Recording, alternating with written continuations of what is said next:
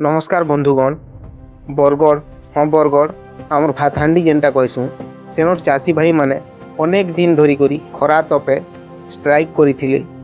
Ticket distribution रे जेन delay irregularity हेतिला सेटार समाधान लगी आरु जेन 5,000 रु ऊर्ध्व चाषी भाई माने फार्मर रेजिस्ट्रेशन रु वंचित हेतिले से मानकर इनक्लूजन लगी हेले से समस्यार समाधान एबे तक देखबार के नहीं मिल पाता।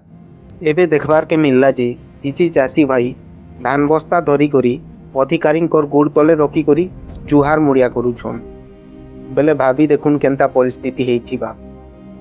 आरु हाँ आज्ञा जदि एते मेहनत करी चाष करबो आर चाष बिक्री नहीं हेबा बेले चाषी मरबा नहीं। जय जवान जय किसान कहले नहीं हुए चाषीर सुख दुख रे बुझबार पड़सी छिड़ा हेबार पड़सी।